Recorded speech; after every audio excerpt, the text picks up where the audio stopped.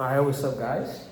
Here I got a beautiful girlfriend and somebody very accomplished that I wanted to share. I feel like you guys could learn a lot. So first off, I wanted to start by introducing Ahlenne Abreu. How are you feeling today? I'm feeling good. I'm feeling ready to chat. Awesome. So I wanted to start off with could you just tell the public what has been your accolades? What do you do? Okay, so Like a brief, a brief introduction of my journey. Yes. Okay, sure.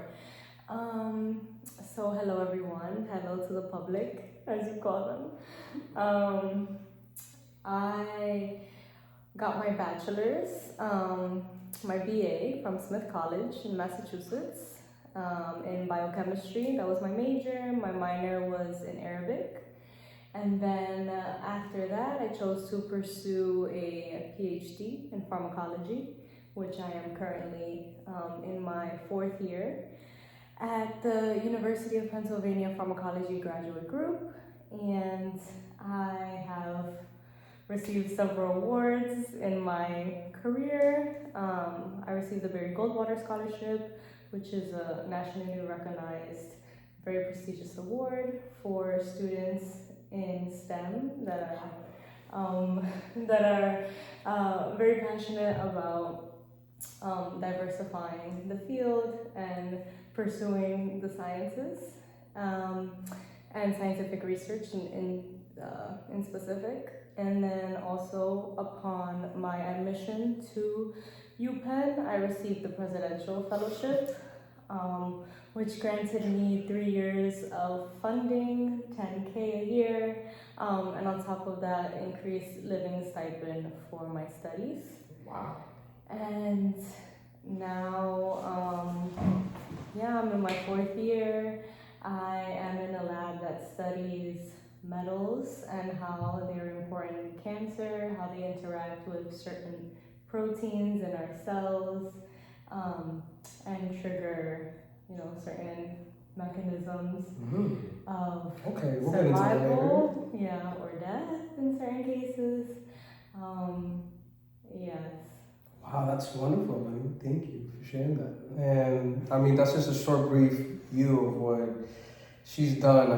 A lot more, but isn't that amazing? So I want to start off the most amazing part for me is, where are you from? I am from New York City. I grew up in a neighborhood called Washington Heights, which actually now, if you look on the map for New York City, you zoom into that area, they call it Little Dominican Republic. Really? Yes, because we have such a high population of Dominicans that live in that neighborhood. And so therefore they coined that name for that neighborhood now. And unfortunately, as you mentioned, it is gentrified, but when I was growing up, it was a pretty rough neighborhood. I went to school. I went to elementary school, middle school, and high school in the Heights. That was, where I grew up through and through. I never left pretty much until I went to college, and I was like, I need to experience new things. And so I went to college. So you wanted to get out the hood. Yeah, I escaped. Yeah. I wanted to experience something different, and I definitely experienced something different at Smith. Okay, and where was Smith? Smith was in bumblefuck nowhere. Okay. In Massachusetts, it was in this city called Northampton. And what was the population of Northampton? That's a great question. I actually don't know off the dome. Maybe 50K? No, maybe that's a lie actually. Yeah, maybe I could believe that. And was that a big transition from going from Washington Heights to, I would say yes. City and, because I bet the bustle and everything, being able to get a chopped cheese and not being able to get she closing at 6 o'clock. Exactly, I was gonna say you can't get things late at night in those places. So it's and the dining halls, oh my god, the dining halls would close so early. Really? What time? At 7 or 6.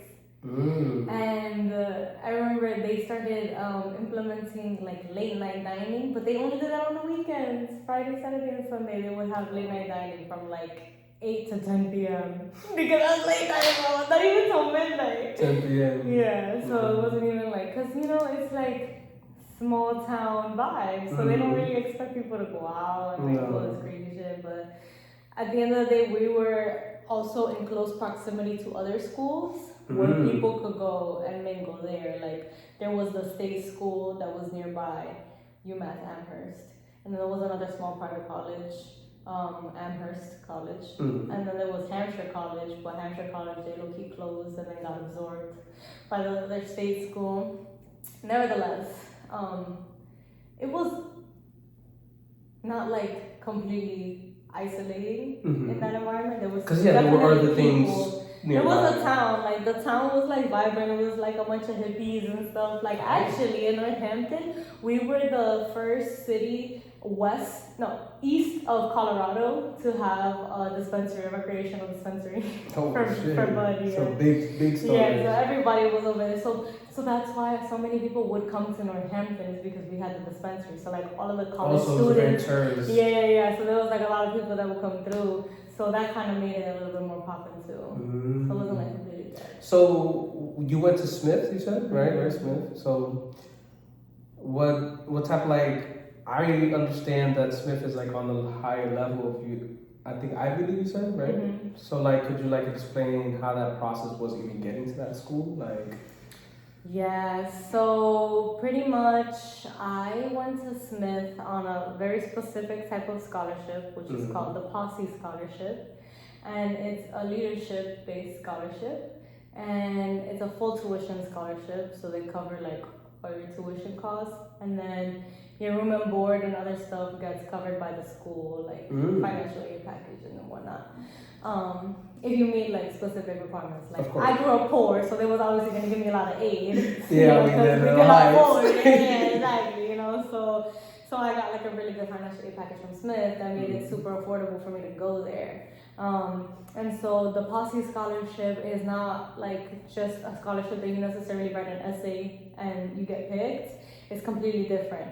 The interview process is a 3-stage interview process. Yeah, and it's like a series of group interviews as well as individual interviews. So you have the first group interview is like they want to see that you can work in a group, you can problem solve together, because the Posse Scholarship is called Posse because like what is a posse? It's like a group, like a cohort, right? And so with the Posse Scholarship, they send a group of students to a college, and like that's your support system, support network when you get there.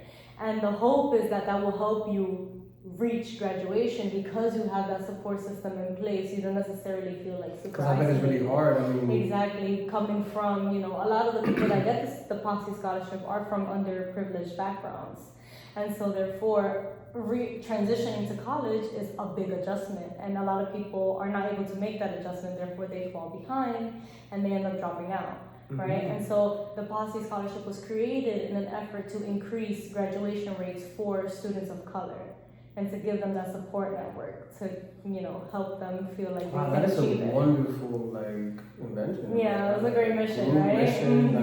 And I'm pretty sure, I know your friends and you have graduated and became done a lot of things. Exactly. So, wow. So describe like being at Smith, like going to that school, like what was that? What was your dorming situation looking like? Honestly, going to Smith was a great experience for me personally. I had a lot of great mentors there, a lot of great friendships that I built. And like the dorming situation was fantastic because Smith is one of these schools where they were ranked like there was like a questionnaire like voting thing where it was like dorms like palaces, and Smith was like in the top 10. So like that just goes to show that like they really have nice and spacious rooms for the most part. They're also one of those schools that they don't charge more for a single. So I was in a single pretty much all 4 years. Wow, so as a freshman you had a single. So as a freshman I had a single. My room was tiny, but I didn't care because I didn't have you had a single, yeah. Exactly. Listen, I grew up in a 1-bedroom apartment, freaking 5 girls to 1 bedroom in bunk beds and everything. So when I was like, I can get my own room, I jumped at the opportunity. I didn't care how big or small the room was, you know. So yeah, it was great. And I had in my senior year, we got moved to like the off-campus apartments, and that was a great situation too because I was with my friends. We had the kitchen, so we could cook whatever we wanted. Because to be honest, the dining food at Smith was terrible. Oh man! So like instead of a freshman 15 that you gaining, it's a freshman 15 that you're losing because you don't want to eat the food there because it tastes terrible. I don't know if it's still like that now, but yeah, the food was really bad when I was there. It was not it. Yeah. So when we got to live in the apartments, it was amazing because we could cook our own food. We just went grocery shopping, and there was like a shop right nearby that had like plátanos, and it had like the turkey salami, and it was like we were making whatever we wanted. We were making like rice, the pollo guisado, you know, the moro, everything. I was stirring. We were throwing it down in that kitchen. So it was nice because, you know, I was with my friends and we were all similar cultural background. So we ate like family dinner all the time. So it was me and my 2 friends and then another girl that like got paired with us. But she was really cool. She just kind of just stuck to herself. But not in a bad way, just like she was doing her own thing. And we were like, you know, all together. We still ate sometimes. It was nice. Wow. So what was it like when you finally graduated? How did that feel? To be honest, the moment was so surreal. Because it's like you're grinding and grinding and grinding all these years, and you're like finally seeing the light at the end of the tunnel, and you're seeing that everything was worth it. Especially having been affected by COVID for like, you know, it was like a year basically. That kind of just like completely changed the game for how people were even learning and receiving, you know, information and studying in classes, and the quality of your education too, I feel like really went down because you weren't able to interact as much with the professor one-on-one like you would if you were in person, and the engagement in general was just low, I fear. So I was like low-key affected by that, but pivoted in senior year because, you know, we were able to come back to school, and it was nice because it was senior year, so we were able to do all of the senior year like traditions, you know, that they have at Smith, like all of the fun little activities and stuff. We had like our senior prom, like our senior ball. You know, we were able to finally be together in community, and so that was really nice. Yeah. And it was cool too, seeing like the growth from a lot of my friends. Just like, oh my god, like remember when we started here? You know, this is what we look like, going through pictures and stuff like that, and thinking about how far we've come. It was like everybody was emotional that day. It was great though. It was a good time. Wow. I kind of felt that a little bit as you were talking about it. Like, thank you for being... Like that feeling of walking across the stage and like your family's in the crowd. They're like, yeah! Super proud of you, especially from such a... Yes. You know, and your sister also went, you know... Oh yeah, my sister also went to Smith, so it was just like a full circle moment. I bet she was the biggest one of the crowd. Like, yes! Yeah, it was nice. So what made you decide going to Penn? Like, what were the other places you were considering? To be honest, the Ph.D. application process is very stressful, you know, like choosing all of the different programs that you want to apply to is a very specific process. Like you can't just apply to a million programs. One, because there's application fees and you're going to spend a hell of money applying. Of course. Yeah. And you want to make sure you actually have, you know, a chance to get in, so you don't want to just be wasting money. And then like when you're choosing a PhD program, is something super specific that you're looking for, you know, like a very specific skill set that you're trying to develop, or a specific area that you want to focus in, and that's why you choose the PhD program that you're going for. So I ended up applying to a lot of programs that had labs where they were studying like interdisciplinary topics. So they were taking techniques from cellular biology and from organic chemistry and applying it to like medicinal chemistry and pharmacology and tying all of those things together to like study a disease and come up with therapeutic options for those. So that was kind of the route where I was leaning, because initially when I went to Smith, I was thinking I was going to be pre-med. It's like, yeah, I'm going to be a doctor, I'm going to go to med school, blah, blah, blah. But then as I started going through the prerequisite classes, I started realizing that I was falling in love with the science and the fundamentals. And then I started working in a lab where I was doing research, and I was doing all of these like technical experiments, and I was like driving my own project and really thinking about things in different ways and troubleshooting my experiments and developing these critical thinking and problem solving skills. And that was way more fulfilling and satisfying than like my experience volunteering in a clinic and shadowing a doctor and, you know, interacting with patients. Like, I just felt that I would thrive more in an environment where I could be independent, like an independent thinker. And so going the Ph.D. route really enabled me to do that and explore that passion. So when I was applying to Ph.D. programs, I wanted them to be sort of translational in the sense that they were applicable to like the medical field. Because at the end of the day, I do want to make an impact in the medical field. I do want to, you know, develop new therapeutic options for cancer patients, and, you know, explore new targets and you know, discover new things in that realm. And so because of that, I chose to apply to both pharmacology programs as well as chemical biology programs, because those two fields are like very interdisciplinary, and they take topics from different fields, you know, like biochemistry, cell biology, cancer biology, organic chemistry, you know, therapeutic development, just a lot of different fields are wrapped into that one. And so I really like that. And so therefore I applied to pharmacology, chem bio programs. It really came down in the end to UPenn's pharmacology program or Harvard's chemical biology program.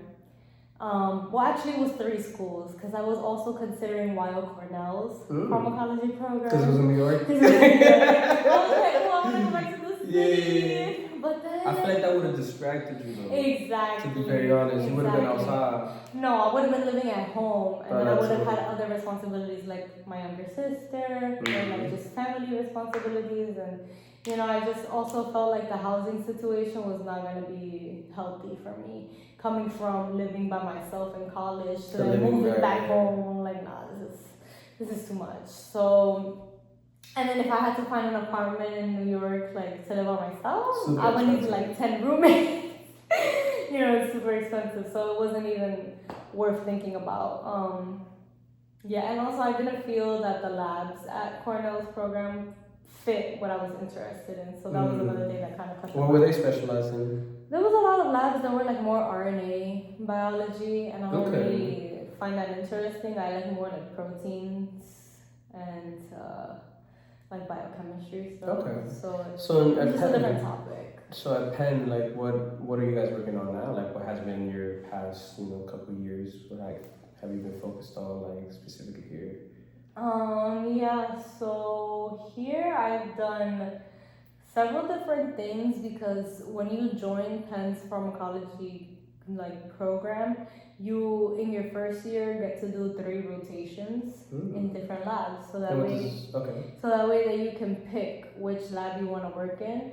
So you basically like rotate. So you work in a lab for like 12 weeks, and then you work on a project, talk to your advisor, work with students and stuff like that. And then when you're done with those 12 weeks, you go to another lab that you're interested in and do another 12 weeks. And then when you're done with that, you do another 12 weeks. So you get 3 rotations. That way you can gauge like, okay, this is a lab that I can see myself working in and that I want to, you know, pursue my dissertation research here. And so I did my 3 rotations. The first lab that I did my rotation in is the lab that I ended up joining. First shot. Yeah. But I didn't know off rip that I was going to join. It was pretty high up on my list, but I was like, you know, let me give the other ones a fair shake. So that first lab that I joined to rotate in, that's the one that studies metals in cancer and like in different signaling pathways as well. And then for my second rotation, I wanted to go more traditional chemistry route. So I did like a synthetic organic chemistry rotation where I worked with like this really hardcore professor, and I was working on synthesizing these chemicals so that I can test them in cells. I didn't get to the cell stage part because the synthesis was so difficult, but you know, that's okay, that's part of the process. And that kind of taught me that I low-key, like, I like synthetic organic chemistry, like making things, but like it's actually like, it's very important to know the mechanism for how it works, because then that way you're able to troubleshoot it better. You're like, oh, this is the step that is like a barrier to activate the compound, so let me heat it up because then maybe that will help, you know, it reach the activation energy, like, you know, because when you heat stuff up, the reaction goes faster. Yes. So like stuff like that, you know, just thinking about ways to troubleshoot. Did you think, so you picked up a lot from that? Yeah. So I definitely picked up a lot from that. And then my third rotation was in another lab that was like more neuroscience-y. So we were studying this protein that was involved in the development of amyloid plaques, which causes Alzheimer's disease and Parkinson's disease. And so my project was basically studying the protein that aggregates into those plaques and finding ways to image the plaques by using these radio-labeled ligands. So like they were radioactively labeled, and then we could see like how much the protein was aggregating based on like how much it lit up. And so we were doing that experiment, and we were just testing the effect of like different modifications on the protein, how that would change the binding of the like inhibitor or like target or label, you know, whatever was interacting with the protein. And so those were my three rotations, and it came down to like the first one and the third one. I really liked both of them. And then I ended up going with the first one because I was able to negotiate like a co-mentorship situation where I was able to benefit from like the first rotation's mentor, who specialized in like cancer biology, cell biology, and the metalloallostereotype testing, how metals affect proteins in our cells and the signaling pathways. And then the other mentor is more like chemistry based and like tool and design development. And so kind of marrying the two together is developing and synthesizing a compound, like chemically synthesizing a compound that I can then test in the other lab in cells, and in cancer cells, and then investigate how the compound is able to treat the cancer I'm studying. So that's why I ended up going that route. That's awesome. Because it was like interdisciplinary. Yeah, I mean, this is just... Yeah. Nah, this is amazing. I love it. Well, what's your future plans then? So that's what you're doing right now. What do you think you're heading towards next? Like, what's next year looking for you? Like, that's a good question. Looking ahead, I want to pursue an internship at a biotech company.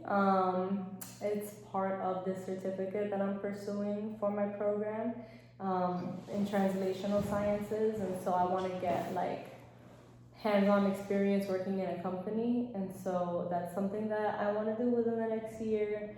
Is going to be like a good learning opportunity for career, you know, aspects, where prospects, I mean, where I want to end up after I graduate, whether that be in industry or in consulting. I highly doubt I will end up in academia. I just don't see myself going that route. No teacher? No, but yeah, I'll probably go like consulting or biotech type of routes.